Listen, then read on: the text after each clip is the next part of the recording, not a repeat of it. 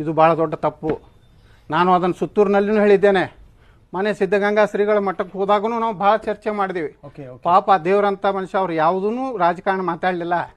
ಅವ್ರು ಲಾಲ್ ಬಹದ್ದೂರ್ ಶಾಸ್ತ್ರಿಯವ್ರ ಬಗ್ಗೆ ಮಾತಾಡಿದ್ರು, ಸರ್ದಾರ್ ವಲ್ಲಭಭಾಯಿ ಪಟೇಲ್ರ ಬಗ್ಗೆ ಮಾತಾಡಿದ್ರು, ಅಟಲ್ ಬಿಹಾರಿ ವಾಜಪೇಯಿ ಅವ್ರ ಬಗ್ಗೆ ಹೊರಗಡೆ ಬಂದು ನಾವು ಏನ್ ಮಾಡ್ತಾ ಇದ್ದೀವಿ, ನಮ್ಗೆ ಸಂಪೂರ್ಣ ಬೆಂಬಲ ಆಶೀರ್ವಾದ ಇದೆ ಅನ್ನುವಂಥ ತಪ್ಪು ಸಂದೇಶ ಒಬ್ಬ ಈ ರಾಜ್ಯದ ಅಲ್ಲ, ಈ ದೇಶದಲ್ಲೇ ಸುಮಾರು 9-10 ಸಾವಿರ ಮಕ್ಕಳಿಗೆ ಅನ್ನ ಹಾಕುವಂಥ ಒಬ್ಬ ಸ್ವಾಮೀಜಿಯವ್ರನ್ನ ಸಹ ನಮ್ಮ ರಾಜಕೀಯ ಸಲುವಾಗಿ ನಾವು ಒಳಗೆ ಏನು ಮಾತಾಡ್ತೀವಿ, ಹೊರಗೆ ಬಂದು ಬೇರೆ ಹೇಳಿಕೆ ಕೊಡುವಂಥದ್ದು ಮಾಧ್ಯಮಗಳ ಮುಂದೆ ಇಡೀ ಲಿಂಗಾಯತ ಸಮಾಜವನ್ನು ಇವತ್ತು ನಾವು ಒಂದು ಅಪರಾಧಿ ಸ್ಥಾನದಾಗ ನಿಲ್ಲಿಸ್ತಾ ಇದ್ದೀವಿ. ಯಾಕೆ 5 ವರ್ಷ ಅಂತ ಕೇಳ್ತಾ ಇದ್ದೀರಿ? ಜಗದೀಶ್ ಶೆಟ್ಟರ್ ಮುಖ್ಯಮಂತ್ರಿ ಮಾಡೋದಕ್ಕೆ ಯಾಕೆ ವಿರೋಧ ಮಾಡಿದ್ರು ಯಡಿಯೂರಪ್ಪನವ್ರ ಗುಂಪಿನವರು? ಲಿಂಗಾಯತರ ಅದರಲ್ಲಿ ಪ್ರಮುಖವಾಗಿ ಇವತ್ತು ಜಗದೀಶ್ ಶೆಟ್ಟರ್ಗೆ ಯಾಕೆ ಜಗದೀಶ್ ಶೆಟ್ಟರ್ ಮೇಲೆ ಭ್ರಷ್ಟಾಚಾರ ಆರೋಪ ಇತ್ತಾ? ಜಗದೀಶ್ ಶೆಟ್ಟರ್ ಏನು ಅಸಮರ್ಥ ವ್ಯಕ್ತಿಯ? ಜಗದೀಶ್ ಶೆಟ್ಟರ್ ಏನಾದರೂ ದೊಡ್ಡ ಹಗರಣಗಳಲ್ಲಿ ಸಿಕ್ಕಿದ್ರ?